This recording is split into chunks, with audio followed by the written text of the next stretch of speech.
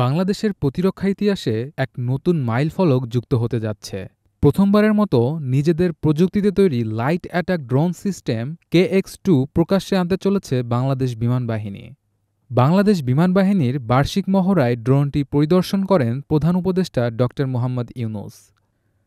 দীর্ঘদিন গবেষণা ও উন্নয়নের পর তৈরি এই ড্রোন দেশের আকাশ প্রতিরক্ষা সক্ষমতায় এক নতুন অধ্যায় সূচনা করবে বলে মনে করছেন প্রতিরক্ষা বিশ্লেষকরা। বাংলাদেশ বিমান বাহিনী সূত্রে জানা গিয়েছে, KX-2 নামের এই ড্রোন সিস্টেম সম্পূর্ণভাবে দেশীয় প্রযুক্তিতে নির্মিত হয়েছে এবং এটি নজরদারি ও আক্রমণ দুই ধরনের কাজেই ব্যবহারের উপযোগী। বিশেষ করে সীমান্তবর্তী এলাকা, দুর্গম পার্বত্য অঞ্চল বা উপকূলীয় অঞ্চলে দ্রুত ও কার্যকর অভিযান পরিচালনার ক্ষেত্রে এই ড্রোন সিস্টেম অত্যন্ত সহায়ক হবে। KX-2 হল একটি লাইট অ্যাটাক এবং রিকনেসান্স ড্রোন, যার ডিজাইন এবং প্রযুক্তিগত কাঠামো বাংলাদেশ বিমান বাহিনীর প্রকৌশল ইউনিট ও প্রতিরক্ষা গবেষণা বিভাগের যৌথ প্রচেষ্টায় উন্নয়ন করা হয়েছে।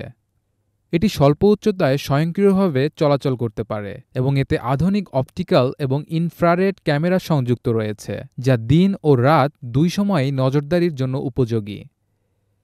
ড্রোনটি 60mm ও 82mm মর্টার শেল বহনে সক্ষম, যা এটিকে একটি কার্যকর আক্রমণক্ষম প্ল্যাটফর্মে পরিণত করেছে। এটি নির্ধারিত লক্ষ্যবস্তুর উপর নির্ভুলভাবে আঘাত হানতে পারে এবং দ্রুত স্থান পরিবর্তনের ক্ষমতা রাখে, যা মুভিং টার্গেটেও অ্যাটাক সম্ভব করে।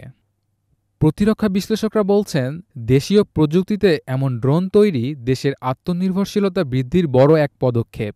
এটি শুধু সামরিক সক্ষমতাই নয়, বরং প্রযুক্তিগত উন্নয়নের প্রতীক। বিশ্লেষকরা আরও বলেন, KX-2 সীমিত ব্যয়ের মধ্যে কার্যকর আক্রমণ ও নজরদারি ক্ষমতা নিয়ে আসছে, যা আঞ্চলিক প্রতিরক্ষা কৌশলে বড় পরিবর্তন আনবে। এই প্রকল্পটি শুধু সামরিক দিক থেকেই নয়, অর্থনৈতিক দৃষ্টিকোণ থেকেও গুরুত্বপূর্ণ। দেশীয় প্রযুক্তি ব্যবহারে বিদেশি নির্ভরতা কমবে, যা দীর্ঘমেয়াদে প্রচুর বৈদেশিক মুদ্রা সাশ্রয় হবে। পাশাপাশি স্থানীয় প্রযুক্তিবিদ ও প্রকৌশলীদের দক্ষতা বৃদ্ধির মাধ্যমে একটি টেকসই প্রতিরক্ষা ইন্ডাস্ট্রির ভিত্তি গড়ে উঠবে। বাংলাদেশের প্রতিরক্ষা উৎপাদন ব্যবস্থায় ধাপে ধাপে আধুনিকায়ন চলছে। এর আগেও বাংলাদেশ সেনাবাহিনী দেশীয় প্রযুক্তিতে রকেট লঞ্চার ও আর্মার্ড ভেহিকল উন্নয়নে সাফল্য পেয়েছে। এবার বিমান বাহিনীও নিজস্ব ড্রোন নির্মাণের মাধ্যমে একই ধারা বজায় রাখল।